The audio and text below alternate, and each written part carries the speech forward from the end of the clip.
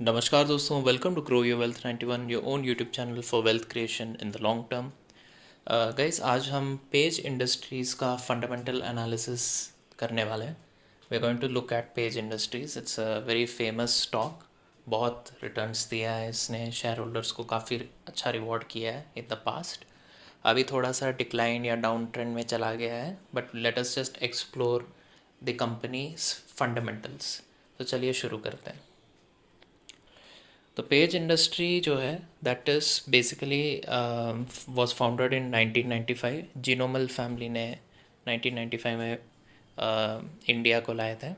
उससे पहले वो लोग फिलीपींस में लाइसेंसिंग करते थे, और ये 29 जुलाई 2009 को एनएससी में लिस्ट हुआ है एट 600 रुपीज़। आज का प्राइस करीब 20,000 के आसपास है। So you can see that in a very short span of 13 years 600 को 20,000 तक ले गया है। तो ये कंपनी जॉकी इंटरनेशनल का एक्सक्लूसिव लाइसेंस होल्ड करता है for manufacturing, distribution and marketing. तो ये India, Sri Lanka, Bangladesh, Nepal, Oman, Qatar, UAE, इन सब जगहों पे exclusive license franchise for Jockey International hold करता है। एंड जॉकी के साथ साथ स्पीडो जो स्विमवेयर ब्रांड है, वो भी उन्होंने डिस्ट्रीब्यूशन लिया है सिर्फ इंडिया के लिए। तो फिलहाल this is about page industries. तो समझते हैं कि टेक्सटाइल का इंडिया में क्या ट्रेंड है, because at the end of the day एक गारमेंट मेकिंग कंपनी है, कपड़े बनाती है, inner wears and other things. तो क्या इंडिया में चल रहा है उसके बारे में देखते हैं। इंडियन फैशन रिटेल करीब 3,61,000 करोड़ के आसपास है, या लगभग 54 बिलियन यूएसडी के आसपास। एंड वो 8% CAGR से ग्रो होगा ओवर द नेक्स्ट 10 ईयर्स, ऐसा एस्टिमेट किया गया है। एंड वो रीच करेगा 118 बिलियन यूएसडी। तो जो टोटल अपैरल मार्केट है वो आप देख सकते हैं, मैंने ग्राफ दिखाया है। तो 8.1% के हिसाब से इन इल ग्रो वेरी वेल। अभी इंडियन अपैरल मार्केट में जो शेयर है मेंस वेयर का, it is around 20%। Women's wear का 35% है, एंड किड्स वेयर का, सॉरी, मेंस वेयर का 41% है, वुमेंस वेयर का 35 है, एंड किड्स वेयर का 20.8 है। तो it is currently dominated by men's wear and women's wear. तो all these segments will be growing at 8% over the next 10 years. अभी textile industry in India continuing with it. तो inner Jockey जो है, हमें पता है इनर वेयर्स बनाता है apart from other things, but उनका majority of sales contribution inner wear से ही आता है, इसलिए हम इनर वेयर मार्केट पे मेनली फोकस कर रहे हैं। तो इंडिया का जो इनर वेयर मार्केट है वो करीब 32,000 करोड़ पे वैल्यूड था इन 2018, and it is expected to grow at around 11%। 11% के रेट से ग्रो होने का प्रडिक्शन है over the next 8 years. And इसमें जो वुमेंस वेयर है वो 12.5% के हिसाब से ग्रो होने का मतलब प्रडिक्शन है, एंड मेंस वेयर का है 7%। तो वुमेंस वेयर में ज़्यादा कंट्रीब्यूशन है percentage wise of the pi, but दोनों ही सेगमेंट का डिसेंट ग्रोथ है। सो बेसिकली इसका मतलब ये है कि आने वाले समय में लोग ज़्यादा अपैरल्स खरीदेंगे, ज़्यादा इनर वेयर्स खरीदेंगे। तो हमें ये समझ में आता है कि पेज इंडस्ट्रीज जैसे कंपनीज जो हैं उनके लिए फ्यूचर का आउटलुक कैसा है। We get an idea about that. अभी कमिंग टू किड्स वेयर, तो पेज इंडस्ट्री किड्स वेयर में भी है। इसमें एथलीट एंड स्विम वेयर का ग्राफिकल डेटा नहीं था, तो खाली किड्स वेयर का बनाया है मैंने ग्राफ में। अराउंड 8.5% के आसपास का ग्रोथ प्रेडिक्टेड है in the kids wear market, and the numbers are also looking pretty good. जो एथलीट श्योर है वो जिम गोअर्स या जो एथलेटिक्स में पार्ट लेते हैं वर्कआउट्स वगैरह के लिए, उसमें काफ़ी फेमस मार्केट बन रहा है अभी इंडिया में, एंड उसमें जॉकी इज़ ऑल्सो पार्टिसिपेटिंग। तो 18 to 20% का ग्रोथ एक्सपेक्टेड है। एंड स्विमवेयर मार्केट बहुत नेसेंट स्टेज में इंडिया में, बट जो current education system in schools है उनको रियलाइजेशन हो रहा है कि स्विमिंग एक मतलब इम्पॉर्टेंट करिकुलम होना चाहिए टू टीच स्कूल चिल्ड्रन। तो हो सकता है कि इसके वजह से स्विम वेयर्स का डिमांड बढ़ जाए, और आने वाले समय में swimming will be an activity which is likely to do well in India. तो इन सब को मायने में रखते हुए स्विमवेयर का ग्रोथ अच्छा खासा हो सकता है, ऐसा पेज इंडस्ट्रीज़ का एनालिसिस कहता है। पेज इंडस्ट्रीज़ के जो मैनेजमेंट डिस्कशन एनालिसिस है उससे उनको ये विश्वास है कि India in the future will adopt swimming across various segments. तो इसीलिए उन्होंने स्पीडो का लाइसेंसी लिया है। तो चलिए अभी फंडामेंटल एनालिसिस की तरफ बढ़ते हैं। तो as you can see sales growth year on year, this is a percentage figure, और इसमें हम LHS यानी लेफ़्ट हैंड साइड देखेंगे। तो left hand side will tell you कि जो बार ग्राफ्स है उसका क्या वैल्यू है, और जो दो लाइंस हैं ROCE एंड ROE वो राइट हैंड साइड है। I am just giving a framework, मैंने थोड़ा सा अपना ग्राफिकल रिप्रेजेंटेशन को चेंज किया compare to my old videos, and I really like this look for graphs. तो I am planning to continue future videos like this. Simple straightforward analysis, एक ही chart में तीन चार चीज़ों को देख के कंपेयर करना इजी रहता है, इसलिए मैंने ये सोचा है कि बनाऊंगा। तो हम देख सकते हैं कि most of the sales is greater than 10% except for FY20। बाकी जितने भी बार्स हैं अगर लेफ़्ट हैंड साइड पे देखें तो वो 10% वाला जो लाइन है सब कुछ उसके ऊपर है।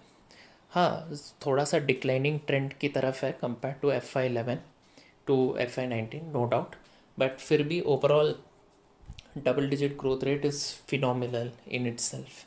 एंड इस साल थोड़ा कम हुआ है because of several issues like COVID and other things. तो आने वाले समय पे ही हमें पता चलेगा कि पेज इंडस्ट्रीज़ का सेल्स ग्रोथ कैसे रहेंगे, but based on historical data काफ़ी अच्छा रहा है। And Jockey as a brand has done very well in India. उसका उस ब्रांड को टक्कर देने के लिए काफ़ी लोगों ने कोशिश की है, बट जॉकी का जो ब्रांड है वो आज भी स्टेबल है।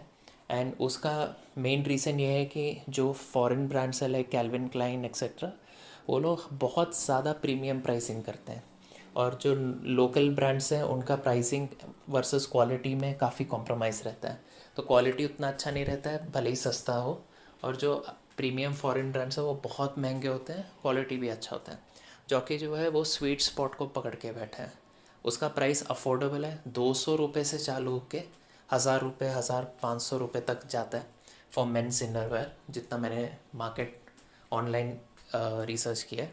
तो it's not extremely costly, but quality wise ये बहुत ही अच्छा क्वालिटी का प्रोडक्ट बनाता है। बहुत बहुत हाई R&D होता है to prepare all kinds of apparels इस कंपनी में। तो उसको मायने में रखते हुए इसका इसका जो सेल्स है वो काफ़ी अच्छा है। आप खुद सोचिए, अगर कैल्विन क्लाइन जो कि आपको 2000 या 2500 में मिल रहा है, and you have a jockey product which is costing you 500, तो आप दोनों में डिफरेंशिएट नहीं कर पाओगे। आपको लगेगा दोनों ही इंटरनेशनल ब्रांड्स हैं, जो कि है, and you will feel when I am getting a very good international brand for 500, तो मैं 2500 क्यों दूँ।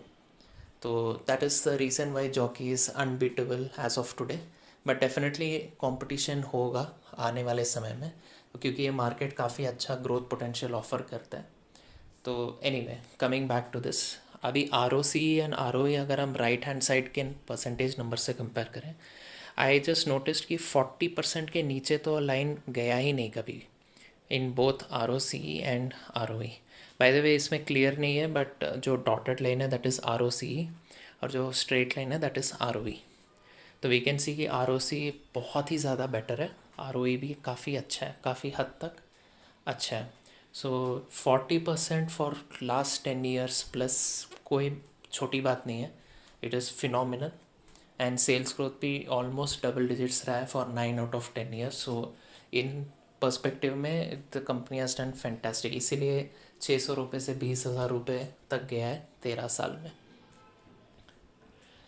चलिए, cash flow from operations, net profit margin and इसका जो रेशियो का परसेंटेज है उसको एनालाइज करते हैं। तो वी कैन सी कि cash flow from operations is your blue chart and net profit margin is your orange. अब आइडियली हम लोग क्या चाहते हैं, हम चाहते हैं कि इन दोनों के बीच में फ़र्क ज़्यादा ना हो। तो ऐसा क्यों? Cash flow from operation is कि आपने आपके डे टू डे एक्टिविटीज़ से जो पैसे कैश में कमाए हैं उस साल के लिए, उसको कैश फ्लो बोलते हैं। नेट प्रॉफिट इज़ जो आप किताबों पे लिखते हो कि आपने इतने पैसे कमाए। तो नेट प्रॉफिट में ज़रूरी नहीं है कि सारे पैसे हाथ में आए हो सकता है कि कुछ पैसे कुछ दिनों के बाद आएगा। तो generally people record it as a profit, but वो अभी तक इन हैंड नहीं आए हैं। तो यही बेसिक फ़र्क होता है cash flow from operation and net profit में। Plus cash flow from operation operating activities से आने वाले पैसे पे फोकस करता है। तो जैसे कि मान लीजिए Page industry sells innerwear, innerwear के छोड़ के अगर वो स्क्रैप मटेरियल कोई बिल्डिंग या कुछ और बेचा तो वो कैश फ्लो फ्रॉम ऑपरेशंस में नहीं आएगा, बट नेट प्रॉफिट में ज़रूर आएगा। तो इसीलिए ये देखना बहुत इम्पॉर्टेंट है कि आपके बिजनेस जो कोर बिजनेस है उससे जो कमाई हुई है वो नेट प्रॉफिट का कितना परसेंटेज है। तो अगर cash flow from operation net profit से ज़्यादा हुआ तो it is not a bad thing, it is relatively safer, क्योंकि कंपनी जो है वो एक्चुअली जितना कैश कमाया है उससे थोड़ा कम ही नेट प्रॉफिट को रिपोर्ट कर रहा है। हाँ, ये भी मतलब बहुत ज़्यादा difference in this is also not correct, क्योंकि इससे हो सकता है कि कंपनी अच्छा खासा पैसा कमा रहा है लेकिन उस पैसे को वो प्रॉफिट रिपोर्ट नहीं कर रहा है, और आने वाले समय में जब एक्चुअली सेल्स कम होगा या प्रॉफिट कम होगा तो वो इसको रीएडजस्ट करके फ्रॉड कर सकता है। तो ऑल इन ऑल हम चाहते हैं कि इसका जो रेशियो का परसेंटेज हो वो 80 to 120% के बीच में रहे। तो I have plotted that NPM/CFO, और राइट साइड पे हम परसेंटेज देख सकते हैं। तो क्लियरली हमको दिख रहा है कि जहाँ पे ऑरेंज और ब्लू में ज़्यादा फ़र्क है वहाँ पे काफ़ी हाई परसेंटेजेस है। बट हम देख सकते हैं कि जैसे जैसे टाइम बढ़ रहा है, like once we start coming to FY15 onwards, तो FY15 to 17 बहुत स्टेबल था। 18 में थोड़ा सा ज़्यादा कैश फ्लो फ्रॉम ऑपरेशन थोड़ा ज़्यादा हो गया, एंड 19 में एकदम रिवर्स कम हो गया। अभी 20 में वापस cash flow from operation is more than your net profit. तो यहाँ पे थोड़ा सा अनस्टेबिलिटी दिख रहा है। Starting years is fine, FY10, 11, 12, 13 तक ठीक है, क्योंकि the values are very small. But जैसे जैसे कंपनी बड़ा हो रहा है, जैसे जैसे प्रॉफिट्स एंड मार्जिन्स बढ़ रहे हैं, तो जो डिस्क्रिपेंसी है वो उतना नहीं होना चाहिए। So this is not a very positive picture when we see cash flow versus net profit. But based on experts opinions on online and other places, जितना मैंने फंडामेंटल एनालिसिस का पढ़ा है, एनुअल रिपोर्ट्स वगैरह देखे हैं, this is it's not doing a fraud. And auditor reports जो कि आपको एनुअल रिपोर्ट के समरी नोट्स में मिल जाएंगे, वहाँ पे भी अभी तक मैंने ऐसा कोई केस नहीं देखा है जहाँ auditor is telling us blatantly कि मुझे लगता है ये नंबर्स पे भरोसा नहीं है। So, keeping that in mind, let's move on to other things. Raw material as a percentage of sale. तो आपका जो बार ग्राफ है दैट इज़ सेल, जिसका वैल्यूज़ लेफ्ट हैंड साइड में इन क्रोर्स है, और raw material as a percentage is that line जिसका value right hand side में परसेंटेज के तौर पे। इसको हम क्यों देखते हैं? हम ये चाहते हैं कि जो raw material as a percentage of sales हो वो स्टेबल हो। हम नहीं चाहते कि इसमें बहुत ऊपर नीचे हो। इसका मेन रीज़न ये है कि अगर रॉ मटेरियल बहुत फ्लक्चुएटिंग रहा, जो कि जनरली आपको मेटल इंडस्ट्रीज़, कमोडिटी इंडस्ट्रीज़ में दिखने का काफ़ी हाई चांस है, क्योंकि कमोडिटी मार्केट के जो प्राइसेस होते हैं वो बहुत फ्लक्चुएट होते हैं, लाइक स्टील, एल्युमिनियम, कोल एक्सेट्रा। तो इन दैट केस प्रॉब्लम ये होता है कि जिस जिस साल रॉ मटेरियल सस्ते में मिला आपका प्रॉफिट ज़्यादा रहेगा, जिस साल रॉ मटेरियल महंगा मिला आपका प्रॉफिट कम होगा। अगर एक कंपनी अपना रॉ मटेरियल के खर्चे को काफ़ी अच्छे से बैलेंस कर सकता है और अच्छे से हेज कर सकता है कि I will maintain a steady rate, तो वो एक बहुत अच्छा मैनेजमेंट का डेफिनेशन है. And we can see that for Page industries जो कपड़े बनाने का रॉ मटेरियल है उसका परसेंटेज एज अ सेल काफ़ी स्टेबल है. It is just between 35 and close to 45 over the last 5 to 8 years. तो ठीक है, इतना ज़्यादा डिफरेंस नहीं है. It has slightly gone up, but ये 10 साल के टाइम पीरियड में या 11 साल के टाइम पीरियड में, तो it is not, it's a very good line, काफ़ी हद तक स्टेबल है. Okay, this is net profit margin and other income. तो आपका जो नेट प्रॉफिट मार्जिन है वो डॉटेड लाइन है and other income is your black line. तो हम देख सकते हैं कि नेट प्रॉफिट स्टेडीली FY19 तक इंक्रीज़ हुआ, लेकिन FY20 में थोड़ा सा कम हुआ. This is net profit percentage. तो मैं 18 से 16% पे आया है. आई एम सॉरी, जो बार ग्राफ है that is value in crores, हमें लेफ्ट हैंड साइड देखना है. नेट प्रॉफिट मार्जिन जो है वो लगभग 12 से 14 to 15% के बीच है, 12 to 15 के बीच में ऑसिलेट कर रहा है. तो काफ़ी हद तक एक स्टेबल नेट प्रॉफिट मेंटेन किया इन्होंने. That is a very very good sign. But ये अगर इंक्रीजिंग ट्रेंड होता तो और अच्छा होता. बट ठीक है, like if your sales is increasing at double digits and your net profit is stable, तब भी आपका प्रॉफिट जो है काफ़ी हद तक ग्रो हो रहा है. तो all in all it is really good figures and numbers. आपका जो अदर इनकम है वो आइडियली 15% के नीचे होना चाहिए. और हम देख सकते हैं कि FY13 से लेके 20 तक it is much less than 15. तो हमें डरने की कोई बात नहीं है. अभी ROE, ROCE एंड EPS. तो आपका जो कर्व्ड स्मूथ कर्व्ड लाइन है दैट इज़ योर अर्निंग्स पर शेयर का ईयर ऑन ईयर ग्रोथ. तो ये अर्निंग्स पर शेयर नहीं है, ये अर्निंग्स पर शेयर का YOY ग्रोथ रेट है. तो इसमें हमें ये देखने को मिल रहा है कि अर्निंग्स पर शेयर जो है it had, if you look at the right hand side, तो स्टार्टिंग ईयर्स में तो 50-60% के आसपास एवरी ईयर बढ़ रहा था, which is phenomenal. And more और लेस हम देख सकते हैं कि 18% to 60% के बीच में ही रहा है in FY19 and 20. It has come down a bit, but all in all it was going very smooth. And EPS growth rate जो होता है वो काफ़ी हद तक अच्छा है. अगर हम ROE ROC देखें तो again we already saw it in the first graph, 40 के ऊपर है. तो all in all those are fantastic numbers. 15 के ऊपर मैं मानता हूँ कि बहुत अच्छा कंपनी होता है. ये तो 40 के ऊपर है, 40 के नीचे गया ही नहीं. So it is fantastic. Okay, so this the graph on the left is basically dividend, interest and your capex. तो आपका जो डिविडेंड है वो 68% है. एंड अनफॉर्चुनेटली यहाँ पे मेरे को नंबर्स दिख नहीं रहा है, but your interest is only 9%. तो 68 + 9 इज़ बेसिकली 77. तो आपका अराउंड 33% जो है दैट इज़ योर कैपेक्स. और राइट हैंड साइड में हम देख सकते हैं कि cash flow from operation, debt और इक्विटी कितने कंट्रीब्यूट करते हैं टू द टोटल सम. तो वी कैन सी कि 62% is cash flow from operations, equity is only 4% और debt is 34%. So these are just numbers to keep in mind कि company का जो एंटायर फाइनेंस है वो कैसे स्प्लिट अप है. So moving on, net fixed asset turnover या NFAT.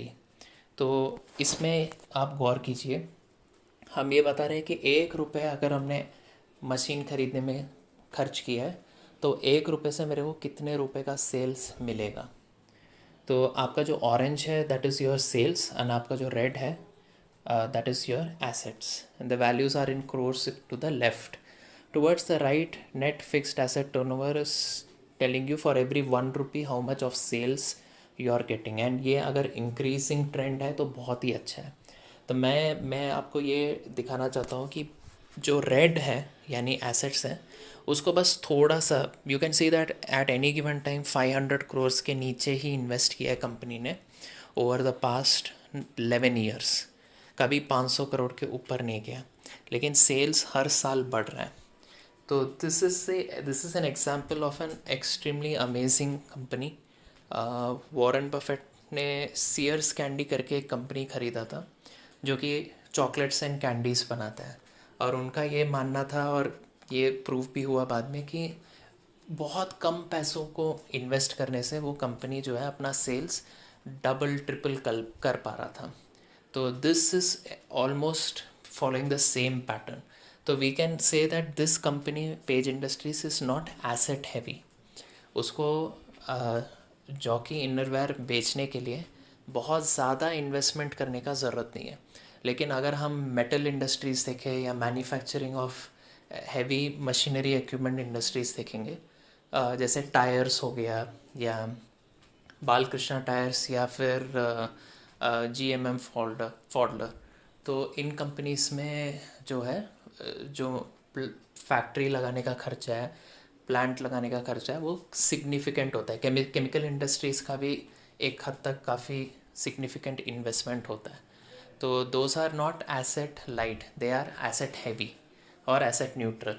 तो Page industry definitely asset light है, वो थोड़ा सा इन्वेस्टमेंट करते ही अपना सेल्स काफ़ी हद तक ग्रो कर पा रहा है। So that is phenomenal, and ये एक बहुत ही बढ़िया कंपनी का जो है रिप्रेजेंटेशन है, दीज फिगर्स। नेक्स्ट है डेट टू इक्विटी। तो डेट जो है वो लेफ्ट हैंड साइड का रेड जो है that is your debt, equity is your equity plus reserves and surplus. हम लोग जब भी डेट टू इक्विटी लेते हैं तो हम इक्विटी प्लस रिजर्व सरप्लस का टोटल सम लेते हैं। तो हम देख सकते हैं कि डेट जो है वो at any given time 200 crores के नीचे ही रहा है। It has never cross 200 crores, but see the equity हर साल ग्रो किया है काफ़ी अच्छे रेट से। तो even though the company has taken debt of close to 200, we can see that the debt to equity line जो कि प्लॉटेड है as a percentage has come down all the way from your high 90s in the beginning to 50s or 60s in FY 13-14, and now it has come to less than 20 का, बीच में तो 10% के नीचे भी गया। मैं ideally date का बहुत बड़ा फ़ैन नहीं हूँ। I like to invest in zero debt companies और companies with negligible debt. For me negligible debt is 5% के नीचे। पेज इंडस्ट्रीज़ का जो कर्जा है वो थोड़ा ज़्यादा है, but if you analyse everything else, उसके पास जो रिजर्व्स एंड सरप्लस है वो काफ़ी अच्छा है, काफ़ी सिग्निफिकेंटली हाई है। ये page industries still high fast growing company. काफ़ी लोग मानते हैं कि इसका ग्रोथ जो है वो रुक चुका है, but only time will tell. I personally believe that अभी भी ग्रो हो सकता है based on the apparel markets data. अगर पूरा इंडियन अपैरल इनरवेयर सब कुछ डबल डिजिट्स या इवन इन्फ्लेशन के बराबर लाइक 7-8% से ग्रो हो रहा है, एंड डिस्पोजेबल इनकम अगर फैमिलीज़ के हाथ में बढ़ने वाला है, and Jockey as a brand, as a value for money product काफ़ी अच्छा है, तो मुझे कोई रीज़न नहीं दिख रहा है कि पेड़ इंडस्ट्री आने वाले समय में अच्छा क्यों नहीं करेगा। डेफिनेटली अच्छा कर सकता है, काफ़ी स्कोप है ग्रोथ का, but I am not a fortune teller, so खाली वक्त बताएगा कि कंपनी कैसे करेगा। बट अगर आप ये देख रहे हो कि फंडामेंटली कंपनी कैसा है, तो अभी स्टिल थोड़ा सा एनालिसिस बाकी है, but so far it has shown many good trades. कुछ कुछ ख़राब है बट ज़्यादातर अच्छा है। तो let us continue forward. Trade receivables and receivable days. Receivable days का बेसिकली मतलब है कि आपको कितने दिन लगते हैं ऑन एवरेज अपने पैसे कलेक्ट करने के लिए। जैसे कि अगर पेज इंडस्ट्रीज़ जॉकी इनरवेयर बेचता है रिटेलर्स को, तो उनसे पैसे लेने के लिए पेज इंडस्ट्रीज़ को कितना दिन लगता है। ऐसा नहीं है कि रिटेलर को जॉकी इनरवेयर बेचते ही वो पैसा ले लेंगे, ऐसा हो सकता है, बट ऐसा भी हो सकता है कि वो उनको बोले कि ठीक है जैसे ही बिके तो मुझे पैसे दे दो। तो we can see that trade receivables जो है in crores is given on the left. So आपको जो 180 160 तक जो दिख रहा है, they are values in crores.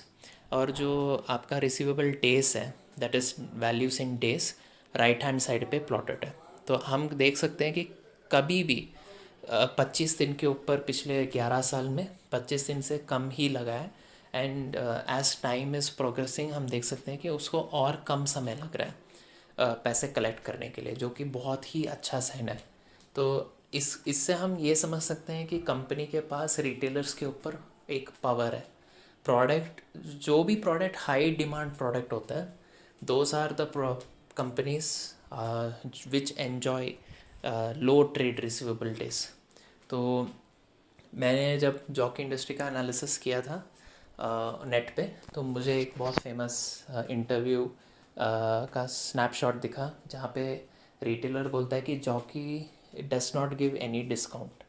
लेकिन अगर मैं 10 जॉकी इनरवेयर आइटम रखूँ तो एक दिन में 7 आइटम बिक जाता है आउट ऑफ 10, यानी 70% of the innerwear gets sold. तो जॉकी का भी डिस्काउंट नहीं देता है अपने रिटेलर्स को, बहुत स्ट्रिक्ट है प्राइसिंग पे भी एंड एवरीथिंग पे. But product is a high demand product या हॉट केक प्रोडक्ट. तो इसलिए रिटेलर्स जो हैं वो लो मार्जिन्स पे भी जॉकी को प्रेफर करते हैं, जॉकी के साथ खुश हैं.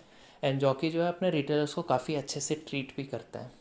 तो अभी कोविड के समय में jockey industry was amongst the few companies जिन्होंने अपने रिटेलर्स को काफ़ी सपोर्ट दिया था, काफ़ी लीवे दिया था फॉर मैनी थिंग्स. तो ऐसे कंपनी को करने के लिए काफ़ी हाई कैश फ्लो होना चाहिए, फ्री कैश होना चाहिए. अब वो हम आने वाले नेक्स्ट स्लाइड पे एनालाइज करेंगे. So free cash flow, FCF is free cash flow. Free cash flow is basically आपका जो कैश फ्लो फ्रॉम ऑपरेशंस है, वो तो बताता है कि उस साल कंपनी के हाथ में एक्चुअली पैसे कितने आए. कंपनी के हाथ में जैसे ही पैसे आएगा, वो कंपनी उस पैसे को इन्वेस्ट करेगा मशीन खरीदने में, प्लांट में, टेक्नोलॉजी में, R&D में. और हमने देखा है कि 200 करोड़ के हमेशा नीचे रहा है. तो बाकी जो पैसे बच जाते हैं उसको हम फ्री कैश फ्लो बोलते हैं. तो फ्री कैश फ्लो अगर हम देखें तो that is your green bar, and cash flow from operation is your blue bar. And जो फ्री कैश फ्लो का लाइन है दैट इज़ परसेंटेज, कि कितना कैश फ्लो फ्रॉम ऑपरेशन का कितना percentage is your free cash flow. हम clearly देख सकते हैं कि free cash flow over these many years has gone up. And अगर आप ब्लू और ग्रीन का डिफरेंस देखेंगे तो वो इतना ज़्यादा नहीं है. इसका मतलब है कि कंपनी जितना पैसा कमाता है उसका almost 80% from FY16 around, almost 80% जो है वो उसके लिए फ्री कैश फ्लो हो जाता है. And over here if you notice, तो कंपनी जो है it has given 68% dividend. 68% dividend देना बहुत बड़ी चीज़ होती है फॉर एनी कंपनी, स्पेशली जो कि जस्ट लिस्ट हुआ है 10-15 साल पहले. तो काफ़ी अच्छा percentage of money it gives back to the investor in the form of dividend, क्योंकि इतना सारा फ्री कैश फ्लो है. और कंपनी को एक्चुअली अपना सेल्स बढ़ाने के लिए बहुत ज़्यादा हैवी इन्वेस्टमेंट करने का ज़रूरत नहीं है. जैसे हमने देखा था, थोड़े से ही इन्वेस्टमेंट से काफ़ी अच्छा सेल्स ग्रो हुआ था. That you can see from NFAT, which is your net fixed asset turnover. तो this was the total analysis of Page Industry. Fundamentally we saw several factors, हमने काफ़ी चीज़ों का एनालिसिस किया. तो all in all sales, ROCE, ROE, आपका NFAT या net fixed asset turnover, and आपका net profit margin, raw materials, ये सब कुछ मोर और लेस अच्छा ही है.